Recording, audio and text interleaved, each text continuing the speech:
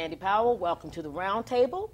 I've got some single folk here, and they're going to talk about the life of singlehood as a believer, as a Christian. And in this case, the millennials in this singlehood. And so welcome to the show. Thank you for having us. Thank you for having us. Good. Everybody use their mic just like they're supposed to. We're going to dive right in and just, let me just ask you, how tough is it being single as a believer? Is it tough?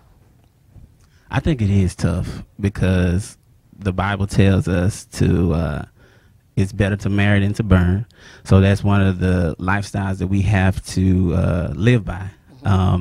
It's tough because people are watching, and it's just something that we have to always keep in mind. Like, I'm ready for a relationship, but I have to realize that I have to grow and I have to develop in that time. Anyway. Being single, I think, becomes tough when you don't have great community. And I will say that, but you know, with Christianity, one of the things we learn is like how the church is supposed to like provide that place for like great friendships and great community. And so I definitely was very blessed to have that for a long period of time. But the weight of being single, I think, because of social media and comparison and looking at other people's stories and understanding that for a woman it's a little different because we are literally categorized by MS or MRS. We are categorized by if we are married or not.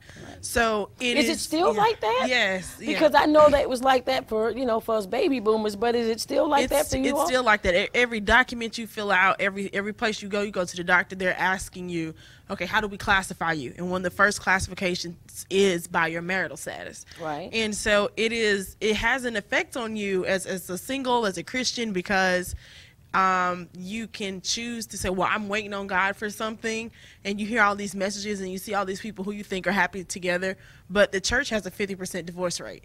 So it's one of those things where this topic is huge right now. And when you said it's a weight, I think the weight could be, and just help me out, Chelsea, if I go to the left. The weight could be is because we're maybe trying to live up to other people's expectation of our marital status or singleness. I just really think it all has to do with you knowing yourself. Once you know yourself, like, you don't compare yourself to others. So, I mean, overall, it's just knowing who you are, what you want, in it all. So. Right. So it doesn't have to be a weight, is what you're saying. No, it doesn't have to be a weight. And the only time we really allow it to be a weight is when we are either allowing other people's opinions about where we should be by now. Exactly. To, you know, by now, you will know you should be married with. By now, you should have kids. Kids. By now, you should have a life. By now, you should is there like a book somewhere that has a timeline in it? Because right, it's like, okay, so you graduate from college and you go to college and you're supposed to find somebody. Then you're supposed to find somebody. You're supposed to settle down. You're supposed to get married. You're supposed to have these cute friends. You're supposed to have a good job. You're supposed to have all these things, and it's like, when you start living, you realize life just does not happen that way. Right. Not for everybody. Not for everyone. Right. Not in that timeline. And a lot of people, you fall into the pressure of trying to fit into something just to say you have somebody. Right. Right.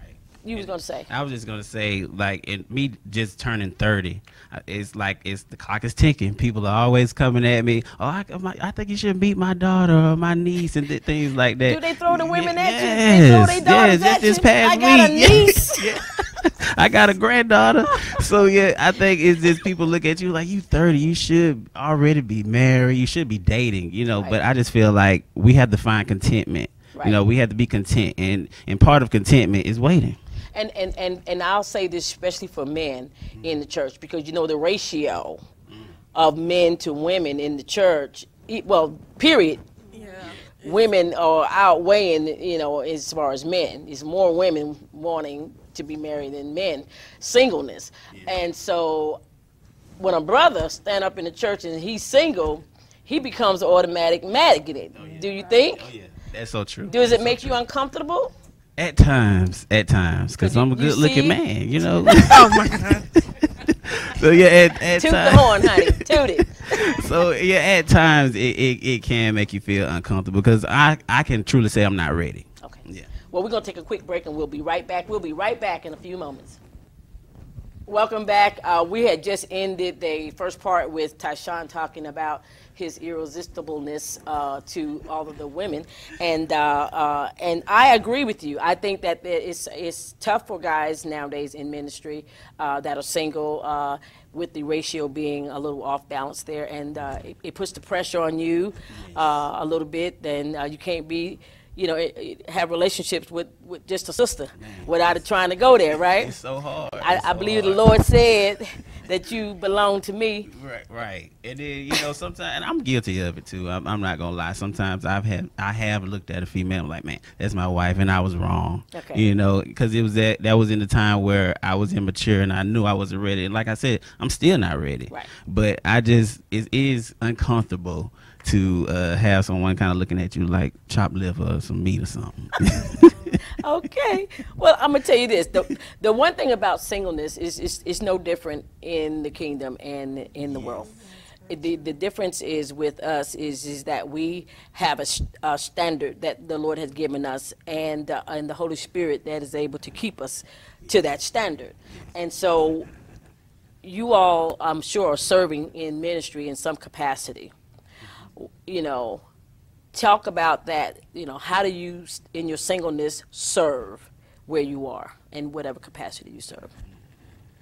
I'll go with that. So I am a licensed minister at my church, and I also have I do ministry for women in the community, and also, we both spend a lot of time on like social media, motivating people, encouraging people, and I will say that when you begin serving, it takes some of the pressure off of the time. Right.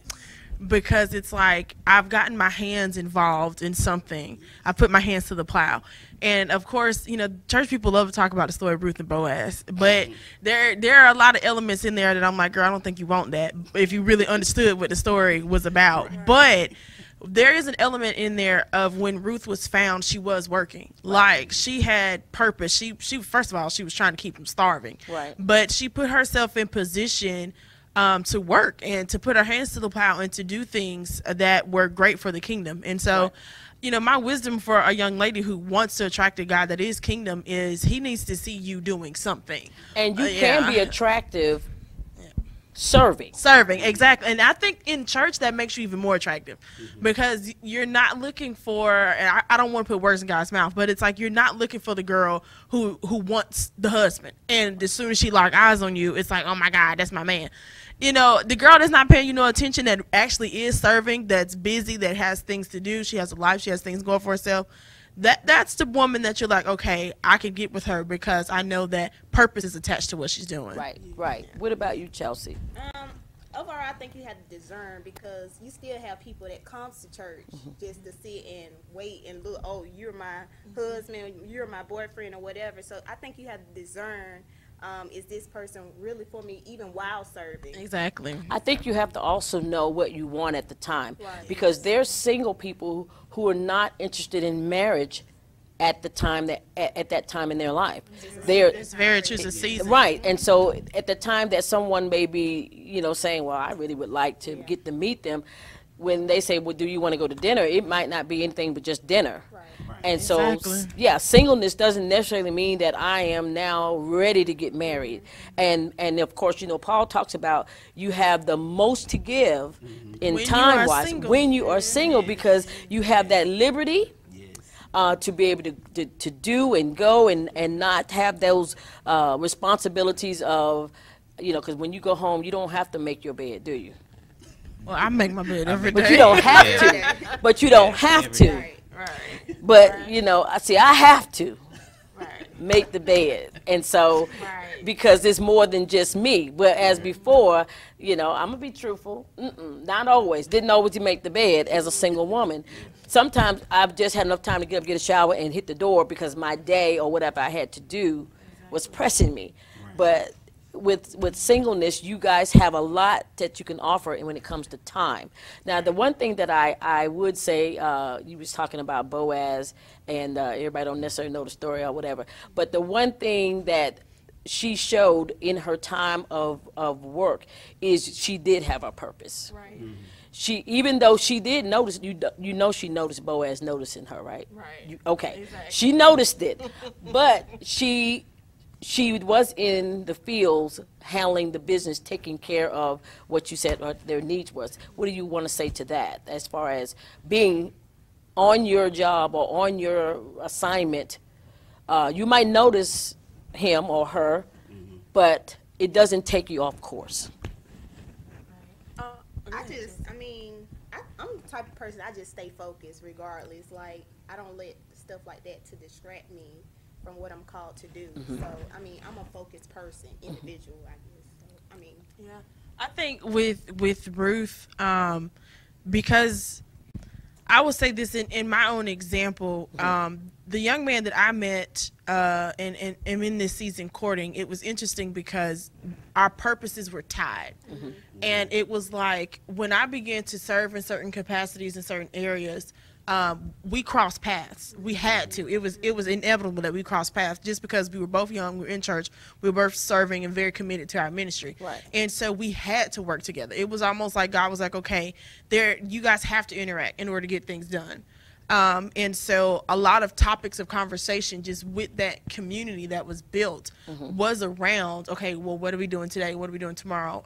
What are we doing with our young adult team? How are we doing this? And so we had to interact. Right. And when you first begin to notice that person is noticing you, it's interesting because, another sidebar is the role of the man in that whole process. And what is my role as a woman? Right. And I think with a lot of women have a tendency to get nervous when the guy starts noticing you, and it's like, sweetie, calm down. Like you don't have to change. It might be that because it's changing the dynamics of the relationship. And you do get scared, and you're a little nervous. Like, wait a minute, what's this? Like, he was just my friend. Right. We was just talking about church, and you can ask me to go. Now somewhere. he looking goo-goo eye. What's that? Right. Exactly. Like I would say too, in a lot of women, they can't be in that mindset because they're taking their the way they used to be, like past relationships. They would take the past relationships that they were in into a new friendship. Like, I may just want to just hang out with you. I mean, it's not like that. I just want to get to know you, see you in a different capacity. And another thing I wanted to say about when you was talking about you and your friend crossing paths, it's important when you notice a woman, or if you notice a man, but it's important for the man to see in the woman that she can push his vision or whatever he has going on.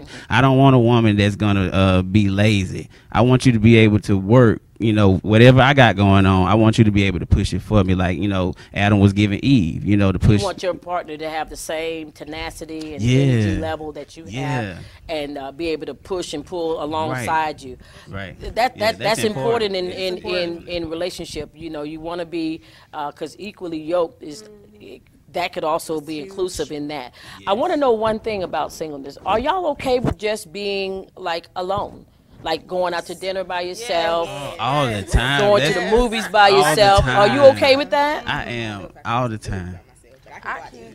Why can't you go to the movies by yourself? You need somebody to talk to? I think the movies is just a social experience. It's just fun with people. And it depends on what kind of movie. If it's a scary movie, I ain't going by myself. We're not going to scary movies. No. Lay hands on Chelsea real quick. Don't do it, Chelsea. Stay out the movie theater with them scary movies. Anyway, go ahead. I go out to eat all the time by myself, and a lot of people may feel like, oh, you could have invited me, but a lot of times that's my time. I love going out to eat by myself. I would treat myself to the most expensive restaurant because I'm by myself. I ain't got to worry about paying nobody. On that note, I'm going to take another break because that's funny. We'll be right back in a moment. Welcome back. We're having a great conversation with these singles here. They're enlightening me more than I like to admit. But what I would like to go back to is about being alone. Is it okay? Are you okay as single people being alone? And I say that in the marketplace, in social settings, at home.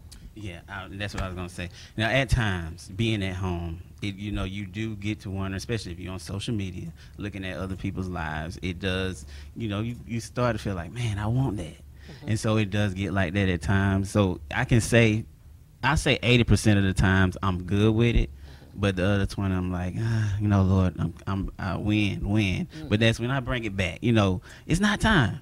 Be okay with it. Be okay. Yeah. What about you, Chelsea?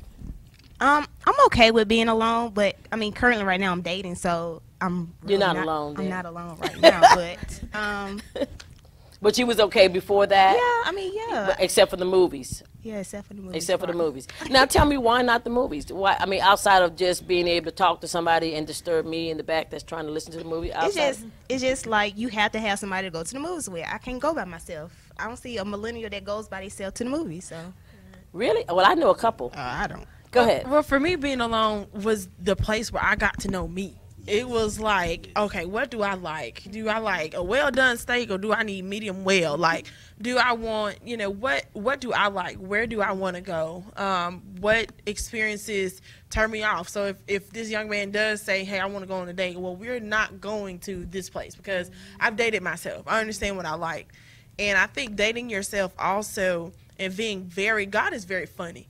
You have to be very specific with the Lord about what you want in a spouse. And I'll never forget, praying these little generic prayers. It's like, well, I just want a great man of God. Okay, period. It's a whole lot of people out here calling themselves men of God. Right. So it's But he knows how to pick them. So he even though does. You call yourself that, doesn't mean Right, he, you are. he's figured it out. Right. And so exactly. And so it's like you get sent someone and it's just like, no, that's not what I want. So as a woman in dating myself, I began to get extremely specific about what I wanted. And when I got involved with purpose, I began to see this is where my life is headed. Right. And so I will need this type of spouse, same for a woman, this type of spouse to support me in where we're going. And I believe that we are called to do these things together. And so I began to write those things down, write the vision, make it plain. Right. And little did I know that as I was writing those things down and what I needed, the Lord was also doing the same thing in that other person's life, like having him, understand what he wanted. And so being alone is you have to be single before you are married. And a lot of people want to be in relationships and then get married, and that's not how it works. Right. And I would say too, a good thing when you said getting to know yourself. In the single time, you do have that time to spend time with God and really seek his face, and you can be loud and you're not disturbing nobody because you're there by yourself, and it gives you that extra time to spend with him, and it's really liberating at really in that time because you're really actually finding yourself in that time. I'm going to add to what you're saying about the knowing you, dating you, and really knowing what you want. I think that's the readiness that you get when you are single for marriage, because the one thing you will learn in marriage. Do y'all take advice? Let me ask this question: do y'all take advice from married people? Oh yes, I do. All the Definitely. time. All my friends are married. All your friends are married, and all you my take close advice. friends are married. Yes. Do y'all ever get sick of their advice? No. I don't. Really? I love it. I love watching happy married couples, or when they go through the ups and downs. I love it because you learn from it. Because we have a lot of advice for the single people. Yeah. God gonna do it. Yeah, it's like it's he not gonna work advice. it out. But no, if you come to a person and say, like in a moment when you say, well, I'm just lonely. My advice is, don't worry, God gonna do it. Yeah. If you're worried about sex, like go take a cold shower, and it's like that don't work. That don't like Yeah, you better pray. Yeah, just right, pray. just pray it away. The Lord, the Holy Ghost to help you when you're horny. All this, it's like, okay, all right, just talk to me for real. For real. Now I'm gonna give y'all some married advice then on this. When you say you can take advice, the one thing about the readying yourself for marriage, like learning you, and knowing you, it's really about you being prepared also for your spouse. Because once you get into the marriage, it's not going to be about you.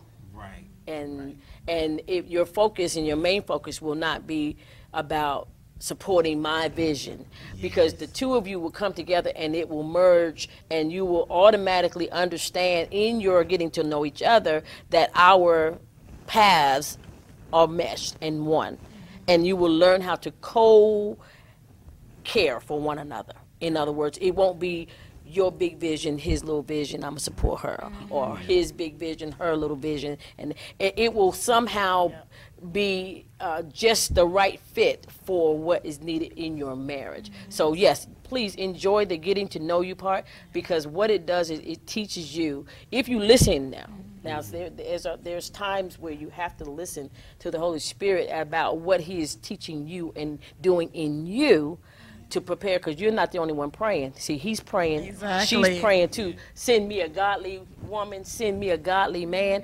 And so just like you saying, Lord, fix him or her, see, He's praying that prayer the opposite way. Lord, do whatever you need to do in her so that she can be right for me. And so with that being said, the single lifestyle has to be embraced so that you don't prematurely, because you was talking about that 50% divorce rate. Yes. Premature marriage sometimes is a part of that. It is. Actually marrying for reasons other than this is my spouse. Yeah. Sometimes we are running up against the clock. Yeah. Or we step wrong and something has happened and now we have somebody on the way and so then we marry. Right. Yeah. And Exactly. so- And we see that a lot now. Like, for some odd reason, our culture is big on this like baby shower proposal thing, and it's no shade, no offense, no nothing, but it's just like, Now you gotta talk to me because you know I'm not in y'all group. okay, so it's basically like seeing this influx of people who they've dated, they've had sex, they are together, they're at the baby shower, and then all of a sudden the guy pops the question and says, will you marry me? And it's like, you really honestly have to ask God to commit you to what you asked Him for, because I never wanted that. There was way too much pain in my past that came from being a child that came out of wedlock, and I was like, no, I can't do it.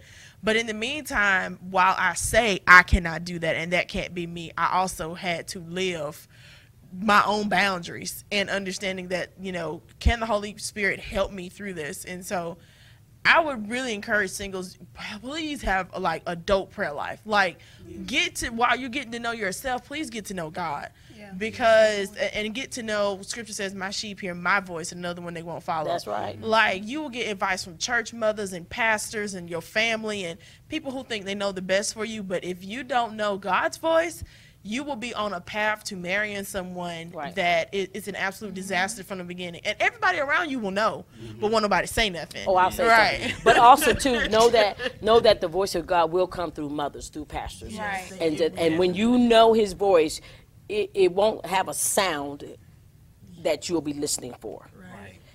Right. It'll be spirit. You'll know it in your spirit. This is, I'm getting godly counsel right now, and so it will come through people as well. So I don't want you to miss it because it's a mother. She said, baby, let me tell you something. Right. Okay, you might want to take hold and hear. Right. And once you had your prayer time, still be able to, because that's what they're for. People around us, or especially in our young years, are there to mentor us, and so you don't want to miss your mentorship in the sense of I have a prayer life, because I said at one time, this is my wife. Yes. See, you said you heard God. Yeah. Right? I thought I did. Right. So how many times did we have some broken marriages because people said, what? I heard God. God said, this is what God said, but that wasn't what God said. Right. So it's established by 2 or 3 witnesses. Exactly. So when you hear, then you want to hear it again. And you want to hear it again. That you heard right. So, you want to hear the echo. Right. So listen for what? Listen for the echo. Exactly. That's right. I would say that you all have pretty much sound ideas to what you are looking to do in your walk with Christ. Talk to me, or talk to the ones who may not have that sure footing, because you all seem to be kind of sure footed in what you want to do in ministry, or yourselves, what you're looking for. But talk to the singles that not quite sure. I'm a little unsure about this singleness in ministry, being confident as a single person. I need a woman. I need a man. Talk to them. I mean, just go straight to word. Trust in the Lord with all your heart, and lean not to your own understanding. Basically, understanding if it's not in God's timing, it's counterfeit. Understanding that the wait doesn't mean a bad thing. Singleness is a gift. I mean, you have so much time to do so many things. I mean, like you're free, basically. Me personally, I like my space. You know, I like my space right now. And I'm sure, you know, it's a lot of people like that. They may feel like they want somebody, but you got to realize, you know, it's some things deep down that you may, you know, Right. have going on, and you're not ready for a marriage. And if you like your space, when you get married, you do know 50% of your space, yeah. you know, you have to give up. Yeah. You know, you That's why I'm not dating now. That's right. Oh my gosh. Go ahead. I will say to that person that's unsure, on a practical level, is there are 3 types of people that will enter into your life where you're just really not sure. So it's the 3 P's. We call them projects, partners, and parasites. And a project is someone that God has kind of sent down your path for you to partner with them and work on them and build them up. And especially to a young person who knows that they're called into ministry, this can be real hard, because you might be sent to someone who is a project, but they're not a partner. And you're thinking that they're supposed to build a partnership with you. Your partner is someone that you can equally rely on. A project is somebody that you pour into, that's it. And a parasite is someone who they come, they take, they leave, and you got to learn how to forgive and move on. And so the biggest thing to do in those seasons when you're unsure is truly ask yourself, who am I attached to, and what category do they fit in? Because if you're not sure that you want a romantic relationship, don't waste somebody's time. Right. Like just don't. If you're not sure, don't waste that person's time. And if someone tells you, "I am not sure," but you're still attracted to them, believe them when they tell you, "I am not ready." Can I applaud you there? Because I think that's a lot of the issue sometimes in what ends up being bad marriages, is that we don't believe people what they tell us and show us in the dating process. Exactly. We don't believe that you're not their priority. We don't believe when they truly say, I'm not ready yet. You know, we think that this thing right here is just the magic wand to It's going to fix them, to fix make them everything. ready, and it's not. And unfortunately, this could be a down payment to a divorce. Oh, yeah. You know, if you don't, you know, have this thing in the right and proper perspective, you know, this is some of the stuff that's happening in ministry with singles that end up married. I could talk to you guys forever. Honestly, I think if I close my eyes, you might be about 70 years old. I'm not sure. With the wisdom. But that's a good point, and I think I'd like to have you come back and talk to me about what you're doing in ministry, and you as well, Chelsea, because you have a really good project that you're doing as well in the community, and maybe you guys can come back and share with me on some of the things that you're doing for the young ladies that are in our community. I love talking to the women that are helping other women, and so will y'all come back and talk to me about some of the stuff you're doing? Absolutely. Good. So and everybody's got time and single and everything, so I can call you anytime. We're glad that you all joined us today to talk with the singles, to hear what they're thinking and feeling about where they are in life. As you can see, you can enjoy it. They also too have wisdom for those who are single and looking to possibly marry one day. Get with some people that can really guide you, mentors that can really help you in your decision-making process. But until then, I'll be looking for you next week at the round table.